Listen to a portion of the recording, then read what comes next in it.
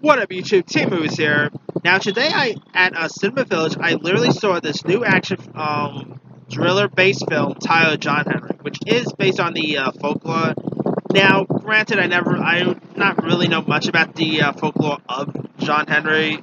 I know lots of people are pissed off at this movie because they're changing the lore of John Henry, which I mean, there's a difference between changing the story of something like John Henry, and changing the story to changing the story of something like Haunting in Sharon Tate or Burn the Cobra Round System. There's something totally different. It's because John Henry is not a real person, so there's something totally different there. And the movie also does not have good reviews. Like, it literally has a 0% Rotten Tomatoes. So I was like, I literally was not even gonna check seeing theirs. But I like Terry Crews, so I'll watch anything that Terry Crews is in on the big screen. Despite the 0%, I still decided to go check it out at Cinema Village. And despite the 0%, I'm gonna say this movie is not all half bad. I mean, it's not really necessarily great. It does have some script issues, and it is pretty dumb at times.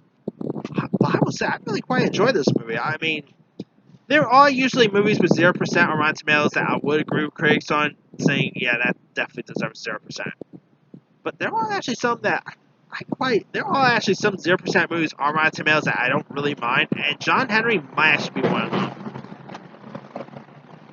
And I think it's also one of Terry Crews's best performances, because I've always liked Terry Crews. Whether he's great on Brooklyn Nine-Nine, he's great in the Expendables movies. He's also a great host on America's Got Talent. I mean, I just really adore Terry Crews. That dude, Terry Crews could do no wrong. He stole scenes in White Chicks. He stole scenes in Lottery Ticket. I mean, he doesn't just love Terry Crews. He's the dad from Everybody Hates Chris as well. But anyway, now here you got Terry Crews. He plays the role of John Henry, who plays this man who is this man with this violent past in his life, and he wants to change his ways. When this immigrant girl ends up showing as the place being on the run from gang violence in South Los Angeles, New York. She stumbles upon her life. I mean, she stumbles upon his life, and he wants to you know he really wants to try to protect her from these gang members. And you got a horror actor, Ken Furry, who plays John's father, BJ, who I will say, Ken Furry stole loads of scenes in this movie. The guy is best known for horror movies. Like, he's been in lots of Rob Zombie films, so Ken Furry is always awesome. But I love seeing him pop up as John's dad in this. I know he just stole loads of scenes here. And this also has some other pretty good cast members too. Like, you got Jamila Velasquez, who plays the girl who ended up being who being held captive, but then John Henry ends up saving her, and she is trying to hide off from these gang violence. I get a number in the mail when I'm led to take it down. And you also got Ludacris, who plays a relative to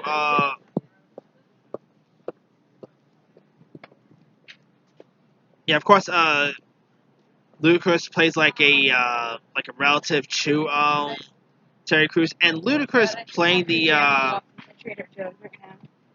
he does play like a main villain in this, and I really got kicked out of Ludacris in this. I thought Ludacris was pretty awesome in this movie, and I mean his character.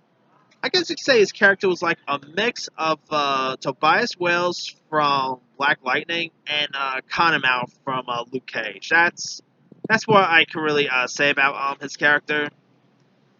And yeah, the confrontation between Ludacris and Terry Crews, like the chemistry between the back and forth with those two was pretty cool to watch.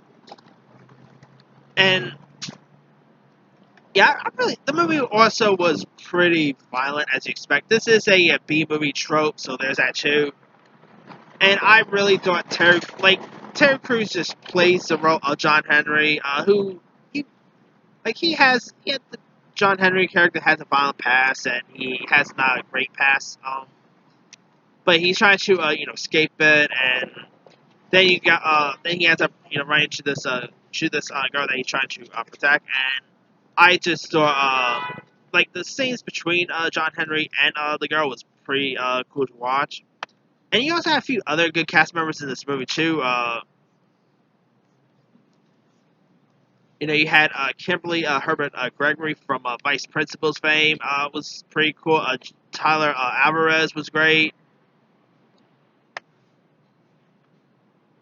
You also had that girl who was on who played one of the foster kids in on that show, The Fosters. She was also in this movie. She was pretty good. It's directed by this newcomer named Will Forbes. It is distributed by Saban Films, who makes some not so great B movies, but this is probably one of their better B movies they've done in recent years. I mean, Saban Films has some weird stuff up their sleeve, but man, this movie I really thought they did it pretty. I thought this movie was pretty cool. I mean, yeah, it had some script issues. The ending, I think it should have had a better ending. And I know it has 0%, so no one really likes the movie at all.